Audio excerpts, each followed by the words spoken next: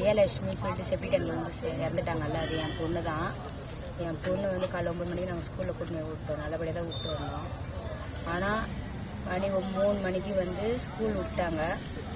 இதுமாரி ஏதோ ஒரு குழந்தை செப்டிடேங்கில் வந்து இறந்துச்சு, அதை மூடி மறைக்கிறதுக்காக ஸ்கூல் லீவ் விட்டாங்கன்னு சொல்லிட்டு எல்லா பசங்களும் வந்தாங்க.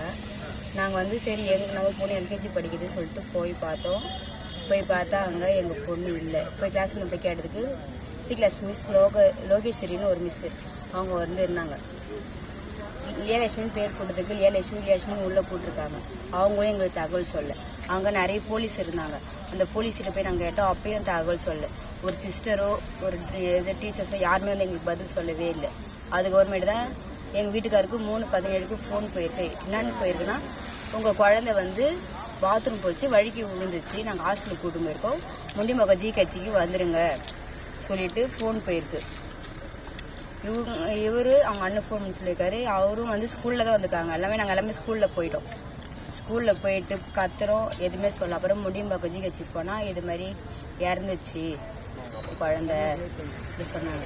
ஆனால் என் குழந்தை வழிக்கு வந்து சொல்கிறாங்க, அப்புறம் செப்டி டேங்கில் வந்துச்சு சொல்கிறாங்க, சாப்பாடு அடைச்சி செத்துச்சு சொல்கிறாங்க.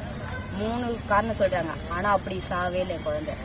மிஸ்ஸு வந்து என் பொண்ணு வந்து நல்லா படிப்பா, எழுத மாட்டா. எழுதலன்னு சொல்லிட்டு மிஸ்ஸு அடிச்சிருக்காங்க. கன்னத்தில் படாத இடத்துல பட்டுட்டு இருக்கு. அதில் மூக்காளி வாயில ரத்தம் வந்து இறந்துருக்காங்க. ஆனால் கேமராவில் வந்து 2:14க்கு ஒரு டீச்சர் வந்து தூக்கிட்டு போகிறாங்க செப்டி டேங்காண்ட. உடனே ஒரு செகண்ட் கூட அந்த இடத்துல நிற்கல, உடனே தூக்கிட்டு வராங்க. நாங்கள் இன்னைக்கு போலீஸ் ஸ்டேஷன் போய் அந்த வீடியோ பார்க்குறோம். அந்த போலீஸ் வந்து எங்களுக்கு ஒழுங்காக காட்ட மாட்டுறாங்க. போலீஸ் வந்து ஒத்துழைக்கவே இல்லை. ஏன் போலீஸ் எங்களுக்கு ஒத்துழைக்கல? உடனே நாங்கள் கோர்ட்டுக்கு போனோம், விக்கிரவாண்டி கோர்ட்டுக்கு போனோம். அவங்க வந்து நாளைக்கு காலையில் வந்து நீங்கள் மனு கொடுங்கன்னு சொல்லிட்டாங்க. அதுக்கப்புறம் அங்கேருந்து கிளம்பி நாங்கள் இந்த ஆஃபீஸுக்கு வந்து இங்கேயும் மனு கொடுத்துருக்கோம். இவங்களும் பார்க்குறோன்னு சொல்லியிருக்காங்க. எந்த அளவுக்கு எடுத்து பார்ப்பாங்க தெரியல. சீக்கிரமாக நடவடிக்கை எடுக்கணும். என் பொண்ணுக்கு என்ன ஆச்சுன்னு எங்களுக்கு தெரியணும். இதுக்கு வந்து முதலமைச்சர் மு.க. ஸ்டாலினும் வந்து பார்த்து என் பொண்ணுக்கு சீக்கிரமாக நடவடிக்கை எடுத்து பார்க்கணும். என்ன மாதிரியான சந்தேகமா உங்களுக்கு வருது? எங்களுக்கு அந்த டீச்சர் அடிச்சிட்டாங்க. ஏன்னா 3 குழந்தைங்க சொல்றாங்க மிஸ் அடிக்கிறாங்க. அடிச்சதுனால ஒரு குழந்தை வந்து பி கிளாஸ்ல இருந்து ஏ கிளாஸ் மாத்திருக்காங்க. இன்னொரு குழந்தை 1 மாசமா ஸ்கூலுக்கே போகல, மிஸ் அடிச்சிட்டாங்கன்னு சொல்லிட்டு ஸ்கூலுக்கே போகல. இவ்வளவு தூரம் இருக்கலாம். அப்ப என் பொண்ணு அவங்க அடிச்சிருப்பாங்க. நேற்று வந்து ஜாமீனுக்கு அவங்க மூவ் பண்ணி இருக்கிறாங்க. நான் அப்ஜெக்ஷன் தெரிவிக்கலான்னு பார்க்கும்போது என்னை வந்து சிசிடிவி கேமரா பார்க்கலான்னு சொல்லிட்டு என்னை 9 மணிக்கு அங்கே வர சொல்லி என்னை போலீஸ் ஸ்டேஷன்லேயே லாக் பண்ணிட்டாங்க. சிசிடிவி கேமரா நாங்கள் பார்க்க பண்ணிட்டதால என்னால் அங்கே அப்ஜெக்ஷன் தெரிவிக்கிறதுக்கு போக முடியல. அதனால அதுவும் அவங்களுக்கு ஒரு ஆப்ஷனாக மாறி போச்சு. இப்போ அவங்களுக்கு ஈஸியாக மாறி போச்சு. இன்னைக்கு என்னன்னா சிசிடிவி கேமரா பார்க்கலான்னு போய் கேட்கும்போது எங்களுக்கு வந்து முழுமையாக சப்போர்ட்டே பண்ணலை. போலீஸ் ஸ்டேஷனில் 2 to 3 வந்து குழந்தை வந்து எடுத்தாங்கன்னு சொல்லியிருக்கிறாங்க. ஆனால் நாங்கள் 2 to 3 பார்க்கும்போது அதில் வந்து குழந்தைய செப்டி டேங்க் ஸ்கூல் உள்ள இருந்து செப்டி டேங்க் எடுத்துன்னு வர்றாங்க. செப்டி டேங்க் கிட்ட வந்து மறுபடியும் போயிடுறாங்க. 6 செகண்ட்ல போயிடுறாங்க. 2:14:52 செகண்ட்ல குழந்தை அங்கிருந்து ரைட் சைட்ல இருந்து லெப்ட் சைட்ல இருந்து ரைட் சைடு செப்டி டேங்க் பக்கம் போகுது. 2:14:58க்கு மறுபடியும் அந்த பக்கம் வந்துடுறாங்க. இதெல்லாம் என்ன சொல்றதுன்னே தெரியல. எந்த அளவுக்கு கிரிமினலா யோசிச்சு இருக்கிறாங்க. குழந்தைய அடிச்சுட்டாங்க, கீழே ஊந்துடுச்சு, மயக்கம் போடுச்சு, ரத்தம் வந்ததுன்னு ஹாஸ்பிட்டலுக்கு கூட்டின்னு போயிருந்தா நாங்கள் இவ்வளோ இஷ்யூவே கிடையாது.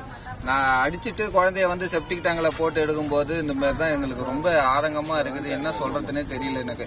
என் குழந்தைய வந்து கொன்னுட்டு இந்த இவ்வளோ ஒரு ட்ராமா பண்ணுறது, நாடகம் ஆடுறது எல்லாம் எதுக்குன்னே தெரியல. எந்த அளவுக்கு மூடி மறைக்கிறாங்கன்னா, நீங்கள் அந்த ஃபுட்டேஜ் வாங்கி பாருங்க. 2 to 3 ஃபுட்டேஜ் 4-5 தடவை கட் ஆகும். 4-5 தடவை கட் ஆகும்.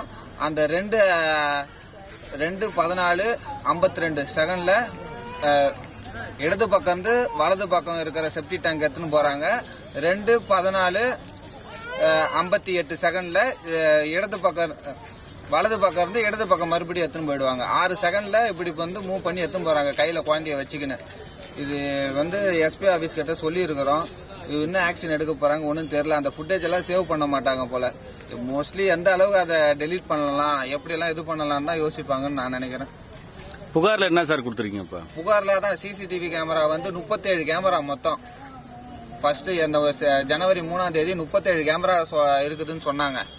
இப்ப இன்னைக்கு தேதிக்கு போய் பார்த்தா வெறும் 32 கேமரா தான் இருக்குது. அங்க அவங்க லிஸ்ட்ல 32 கேமரா தான் இருக்குதுன்னு என்ட்ரி போட்டு வச்சிருக்காங்க. 5 கேமரா அவங்க சாப்பிட்டாங்களா என்னன்னு தெரியல. பசி வச்சு இவங்க ஸ்கூல்ல 2.5 கேமரா சாப்பிட்டாங்க, இவங்க 2.5 கேமரா சாப்பிட்டாங்க போல. யாரை காப்பாத்துறீங்க? நியாயத்தை காப்பாத்துறீங்களா இல்ல கொலை பண்ணவங்களை காப்பாத்துறீங்களா? கொலைக்கு இப்ப அவங்க அடிச்சுட்டாங்க, கொன்னுட்டாங்கன்னும் போது அவங்க ஸ்கூல்ல இருக்கிறவங்க எதுக்கு சப்போர்ட் பண்றாங்க? அந்த அக்யூஸ்ட்ல இன்னை வரையும் யாரையும் விசாரிக்கல. அந்த கார்ல கூட்டின்னு போன வாதியாருங்களையும் விசாரிக்கல, யாரையுமே விசாரிக்கல. எதுக்கு அந்த 3 பேரை மட்டும் ரிமாண்ட் பண்றீங்க? எல்லாரையும் ரிமாண்ட் பண்ணுங்க, அப்பதானே தெரியும், விசாரிச்சாதானே தெரியும். யாரையுமே விசாரிக்காம மொட்டையா குழந்தை செப்டி டேங்க்ல ஊந்துதுன்னு சொல்லிட்டு எதுக்கு சொல்றீங்க? என் குழந்தை செப்டி டேங்க்லே உழாத குழந்தைய செப்டி டேங்க்ல ஊந்துதுன்னு சொன்னீங்கன்னா நான் என்ன பண்றது? யாருக்கிட்ட போய் நியாயம் கேட்கறது? இன்னும் 2 பேர் ஹாஸ்பிட்டல் தான் இருக்கு. இன்னும் 2 பேர் ஹாஸ்பிட்டல்ல 7 நாளா ஹாஸ்பிட்டல்ல இருக்கிறாங்க. பிபி இருக்குதுன்னா ஒரு டேப்லெட் போட்டா 3 நாள் 4 நாள்ல குறையும். எப்படியேற்பட்ட யாரா இருந்தாலும் எவ்வளவுப்பட்ட பேஷண்டா இருந்தாலும் குறையும். கவர்மெண்ட் ஆஸ்பத்திரியில பிபி குறையலன்னு யாராவது நார்மல் ஒரு பேஷண்ட்டை கூட்டின்னு போனாலே குறைச்சிருவாங்க. ஐசியூல ஆபரேஷன் பண்ண போற பேஷண்ட்டுக்கு 1.5 நாள்ல குறைச்சிடுறாங்க பிபி. இன்னும் வரையும் குறைக்கல பிபி. என்ன பண்றீங்க? அப்ப கவர்மெண்ட் ட்ரீட்மெண்ட் சரியில்லையா இல்ல இவங்க இந்த மாதிரி அநியாயம் பண்றாங்களா? இதுக்கெல்லாம் ஒரு முடிவு சொல்லுங்க. நீங்க தான் சொல்லணும். இல்ல அரசு மருத்துவமனையில உதவி பண்றாங்க. அரசு மருத்துவமனையில உதவி பண்றாங்களா இல்ல மேல இடத்துல இருந்து பிரஷர் கொடுக்கறாங்களா? இதெல்லாம் முதலமைச்சர் மு.க. ஸ்டாலின் தான் எங்களுக்கு நியாயம் வாங்கி கொடுக்கணுமா என்னன்னு கூட இன்னும் தெரியல எனக்கு.